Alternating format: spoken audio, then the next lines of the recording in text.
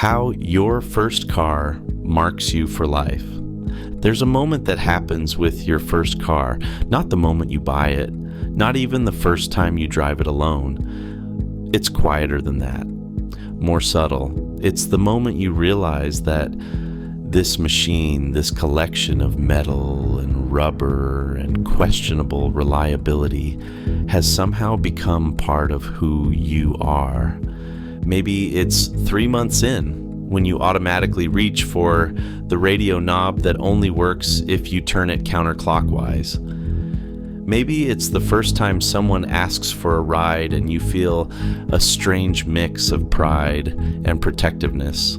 Or maybe it's the day it breaks down and you feel genuinely heartbroken, like you've failed a friend. Whatever the moment, it marks you. Because your first car doesn't just teach you how to drive. It teaches you how to love something imperfect, how to take responsibility for something beyond yourself, how to find freedom in the most mundane machines. And those lessons, once learned, never really leave you. Chapter 1. The Imprinting. Your first car is never the car you really want. It's the car you can afford, the car your parents approve of, the car that happens to be available when you finally have a license and enough money scraped together. But that's exactly what makes it perfect for the job it needs to do. Because your first car isn't about status or performance. It's about possibility, about the radical shift from being a passenger in your own life to being the driver. About learning that freedom isn't free. It requires insurance and gas money, and understanding why that check engine light keeps coming on. In those early days, weeks, months of ownership, something profound happens. You start to see the world differently. Every scratch becomes personal. Every mechanical problem becomes a challenge you have to solve. The car stops being a thing you own and becomes a thing that owns a piece of you. This is imprinting, like a baby bird following the first moving thing it sees. You're learning what it means to have a relationship with a machine. And that first relationship sets the template for every car that comes after. Chapter 2. The education you didn't know you were getting. Your first car is a teacher, and it's teaching you lessons you don't realize you're learning. Patience when it won't start on cold mornings. Problem solving when something rattles and you have to figure out if it's serious.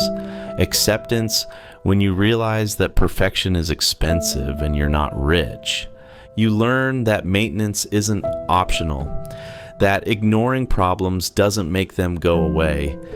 You develop mechanical sympathy out of necessity, not because you're naturally gifted, but because you can't afford not to pay attention. The car teaches you about compromise, about making the best of what you have instead of waiting for what you want. About finding joy in small improvements, new speakers that actually work, a successful oil change you did yourself, a weekend trip without breakdowns. Most importantly, your first car teaches you that love isn't about perfection. It's about commitment, understanding, and finding ways to work together despite fundamental incompatibilities. Chapter 3. The Identity Formation. Your first car becomes part of your identity in ways you don't expect. It's how friends recognize you from across the parking lot. It's what you drive to job interviews and first dates. It's your mobile representation of self, whether you intended it that way or not. And because it's your first, because you don't have experience with alternatives, you start to think this is just how cars are, the way the door handle feels, the particular angle you need to hold the key, the exact amount of pressure required for the brakes to feel right. These details become your baseline for normal. Every car after this one will be measured against these standards, these habits, these unconscious expectations. Your driving style develops around this car's capabilities and limitations. If it's slow, you learn patience. If it's unpredictable, you develop quick reflexes. Years later, when you're driving something objectively better, you'll still catch yourself comparing it to that first car, not because the first one was superior, but because it was formative. Chapter 4. The Ghost in Every Machine. Here's what nobody tells you about your first car. It haunts every car you own after it. Not in a bad way, but in the way that first love haunts every relationship that follows. It sets the standard for what feels normal, what feels right, what feels like home. You'll find yourself looking for that same feeling in every subsequent car, that sense of partnership, of understanding, of being exactly where you belong. The ghost of your first car lives in your muscle memory, in the way you adjust mirrors, in how you hold the steering wheel, in the unconscious timing of your gear changes. It shows up in the things you prioritize when shopping for cars, the features you consider essential, the compromises you're willing to make. Your first car's weaknesses become the things you watch out for. Its strengths become the things you seek. And sometimes, decades later, you'll see one just like it on the street. Same color, same year, maybe even the same dent. And for a moment, you'll remember exactly what it felt like to be that person, driving that car, learning those lessons for the first time. Chapter 5. Why it matters. Your first car matters because it teaches you that relationships with objects can be meaningful, that taking care of something can be its own reward, that imperfection doesn't disqualify something from being loved.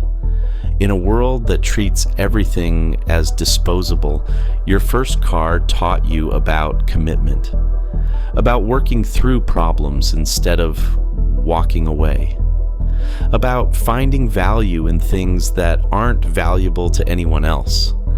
It taught you that freedom comes with responsibility, that independence requires competence, that the things we love most are often the things that challenge us, frustrate us, and ultimately change us.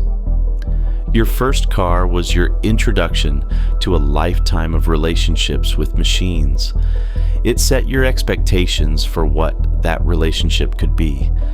And maybe most importantly, it taught you that cars aren't just transportation. They're partners in the ongoing project of becoming who you're meant to be. So when you see someone struggling with their first car, frustrated by its quirks, overwhelmed by its demands, remember that they're not just learning to drive. They're learning to love something imperfect, learning to be responsible for something beyond themselves, learning lessons that will echo through every car they ever own. They're being marked for life, and that's exactly as it should be.